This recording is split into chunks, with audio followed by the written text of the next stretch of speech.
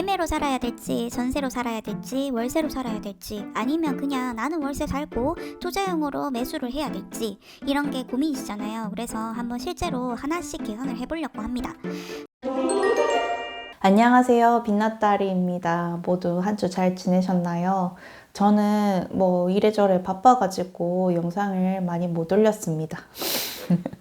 자, 일단 이번 영상은요, 여러분들이 그 월세로 사는 게 좋을지, 전세로 사는 게 좋을지, 매매로 사는 게 좋을지, 그리고 나는 월세를 살고 투자를 하는 게 좋을지, 그 부분에 대해서 다뤄보려고 합니다. 제가 그 부분을 자산 배치 관련된 영상으로 올렸었는데, 이번에는 좀 실전판으로 매물 하나를 골라서 실제로 돈이 어떻게 되는지, 그거를 손익계산까지 한번 해보는 과정을 거쳐보려고 해요. 그래서 신혼부부들 혹은 집이 없어서 이번에 집을 살려고 하시는 분들, 또는 집을 이동해야 되는 분들은 이 영상을 끝까지 시청해 주시면 돈 공부 진짜 제대로 될 겁니다. 저는 하면서도 저도 공부가 많이 됐거든요. 실제로 두들겨 보니까, 투자는 이런 거구나, 이렇게 느껴지는 것들이 많았어요. 그래서 영상 끝까지 시청해 주시고, 다소 재미없지만, 그래도 이번 영상은 굉장히 유익할 거거든요. 끝까지 다 보시면 많은 도움 되실 겁니다. 자, 제가 부산 해운대 10년차 아파트를 하나 뽑아왔고, 매매가는 5억, 전세가는 2억 9천, 월세는 2천에 75가 현재 시세인 아파트입니다. 자, 이 아파트를 신혼부부가 살고 싶은데 매매로 살아야 될지, 전세로 살아야 될지, 월세로 살아야 될지, 아니면 그냥 나는 월세 살고 투자용으로 매수를 해야 될지, 이런 게 고민이시잖아요. 그래서 한번 실제로 하나씩 계산을 해보려고 합니다. 자, 일단은 실거주용으로 매매를 하고, 매매를 한 그 아파트에서 내가 거주를 하는 거예요.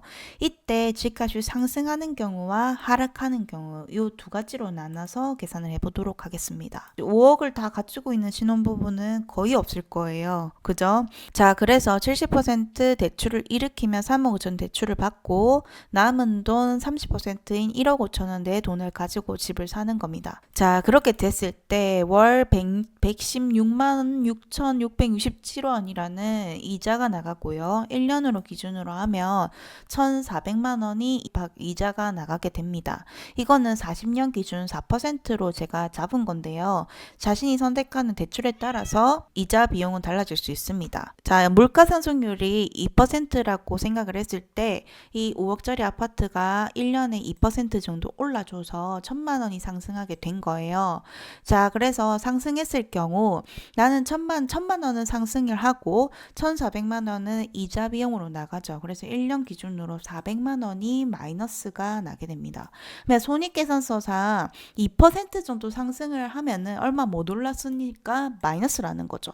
근데 만약에 5억짜리 아파트가 5천만 원 정도 올라줬어요. 그러면 손익계산서상 플러스로 바뀔 수가 있다는 말입니다. 그러면 하락을 했을 때를 볼게요. 하락을 했을 때 다른 조건 다 똑같이 봤을 때, 자, 1,400만 원이 이자로 나가고요. 매매가가 연 2% 정도 하락을 한 겁니다. 그러면 5억을 샀으면 1,000만 원이 빠진 거죠. 그러면 4억 9천만 원이 아파트 가격이 된 거예요. 그렇게 됐을 때 1,000만 원이 마이너스가 되고 이자 비용이 1,400만 원 나가니까 총 합쳐서 어떻게 됩니까? 총 합쳐서 2,400만 원이 손익계산서상 손해를 보게 되는 거죠. 자, 정리를 하면 시세 상승이 크면은 이 손익계산서상 계산의 손해가 이익으로 전환이 되기도 하고요. 시세가 만약에 하락을 하게 되면 하락한 만큼 손해이기 때문에 손해가 더 클 수도 있죠. 그래서 집을 매수한다는 것 자체가 투자라는 개념이에요. 그래서 내가 집을 아무리 깔고 살아도 집을 매수했다는 거 어느 정도 투자라는 관점에서 보고 들어갈 수도 있다는 말입니다. 하지만 실거주잖아요. 그래서 내가 하락한 만큼 그냥 월세로 지출되었다고 생각을 하면은 좀 덜 손해본 느낌이 들죠. 좀 빠졌어도 그냥 월세 냈다 생각을 하면 되는 거잖아요.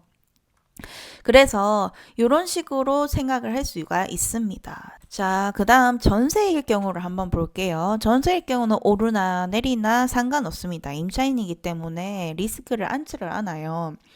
자, 그래서 전세가가 2억 9천이니까 2억 9천만 원 전세를 기준으로 70% 대출을 받겠죠. 그럼 8,700만 원이라는 내 돈을 들고 집을 전세를 사는 겁니다. 그렇게 됐을 때 월세가 아주 싸져요. 49만 원 돈이 되죠. 그렇게 하고 연간 대출 이자액은 588만 7천 원이 연간 대출 이자액이 됩니다. 이때 제가 이자액을 잡은 건 40년 기준으로 2.9%의 상품을 기준으로 했고 보통 전세는 금리가 이 정도 되더라고요. 그래서 이거는 전세를 잡는 금리나 이 연수에 따라서 달라질 수 있다는 점을 참고해 주시고요. 매매가는 연 2%를 상승을 하나 하락을 하나 상승분도 없고 하락분도 없죠. 이게 전세의 특징입니다. 그래서 손익계산서상 플러스다 마이너스다 이자가 나가기 때문에 마이너스가 되는 거죠. 자, 그러면 전세로 사는 경우를 정리를 한번 해볼게요. 전세로 살면 손익계산서는 플러스는 절대 없습니다. 그냥 마이너스인 거예요. 오르지도 떨어지지도 않아서 안정적이라고 생각을 하죠. 하지만 집값이 상승하게 되면 격차가 크게 납니다. 집값이 떨어지면 전세 입장에서는 좋아요. 오히려 좋아요. 근데 집값이 오르게 되면 큰일 나는 거예요. 왜 그러냐면 나는 가만히 있는데 이자는 자꾸 나가니까 일단 마이너스를 가지고 있어요. 근데 물가가 상승해서 집주인들은 상승을 했잖아요. 그래서 집주인은 자산 상승하고 나는 손익계산서상 마이너스를 계속 보고 있죠. 그래서 1대 0으로 진 게 아니라 따지고 보면 2대 0으로 진 겁니다. 그래서 전세를 사는 경우 떨어질 땐 오히려 좋다. 떨어지면 좋다. 하락장에 너무 좋아. 그게 전세예요. 근데 오르면 2대 0으로 진다는 거, 지고 시작하는 게임이 된다는 게 전세의 특징입니다. 자, 월세를 볼게요. 월세 같은 경우도 오르나 내리나 상관없죠. 2000에 75라는 시세가 5억짜리 아파트 이 시세가 사실은 말은 안 되지만 정말 싸게 넣은 거거든요. 근데 이게 현재 실제 시세라서 제가 적었고요. 월 지출이 75만 원입니다. 그죠? 75만 원을 곱하기 12 해가지고 때리면 900만 원이 손익계산서상 마이너스가 발생하게 되죠.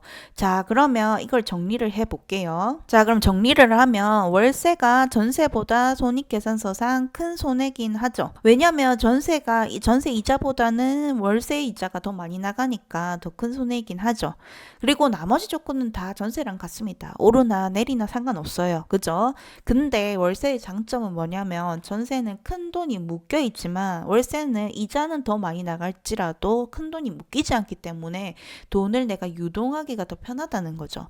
그런 장점이 있습니다. 그리고 그 다음 마지막으로 투자하고 실거주를 분리하는 경우를 볼게요. 2억 1천만 원의 자본금이 내가 이 집을 살 때 들어갑니다. 근데 사실은 투자하고 실거주를 분리했기 때문에 사실 2억 1천만 이 물건을 꼭 살 필요도 없어요. 그죠? 이거는 내가 선택을 하기 나름이고 이 매점 갭 차이를 줄이는 것도 자기가 선택을 할 수가 있거든요. 근데 저는 그냥 예시를 든 겁니다. 그냥 이 돈만큼이 들어갈 것이다. 근데 내가 이 집에 살 거잖아요. 이 집에. 그러면 월세는 75만 원이 든다고 가정을 할게요. 이 집에 산다고 보고. 자, 그럼 75만 원짜리 집에 나는 살면서 실거주 비용이 900만 원이 나가죠.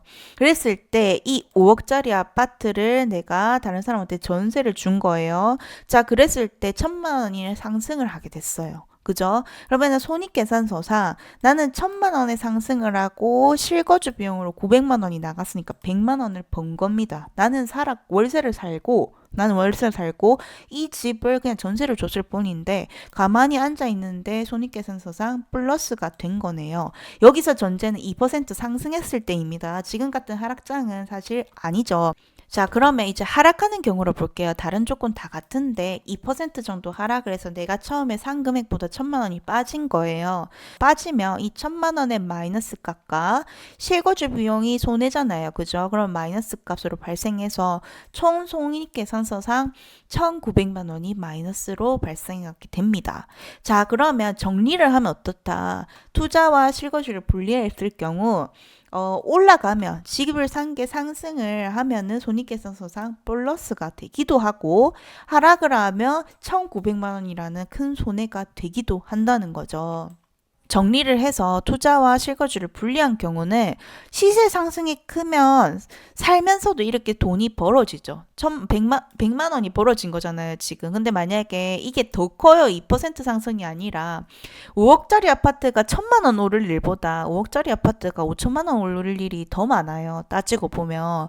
그러면 이 2% 상승이 아니라 뭐 더 상승을 했다고 치면 손익계산서상 이익이 더 크잖아요. 그죠? 그러니까 이익이 더 크게 될 수 있다는 점을 인지하셔야 돼요.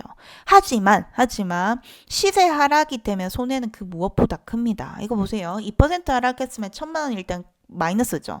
근데 지금처럼 막 2%, 1,000만 원, 2천만 원 떨어지는 수준도 아니고 막 5천만 원, 1억 이렇게 떨어져 버린 이 손익계산서상 이 손해도 엄청나게 큰 거예요. 그래서 투자라는 것은 자산을 산 줄 알았는데 부채를 사기도 한다는 점을 인지하셔야 됩니다. 그래서 투자를 할 때는 레버리지 절대 무리해서 일으키면 안 되는 거예요. 그래서 어느 정도 만약에 이렇게 하락을 했어요. 하락을 했는데 내가 바로 매도를 하는 것이 아니라 하락분이 다시 채워질 때까지 좀 버틸 만큼의 체력이 있어야 된다는 말이에요. 자, 그러면 이게 정리를 한 거를 한번 볼게요. 이게 보기 조금 성가시니까 제가 숨기기를 하겠습니다.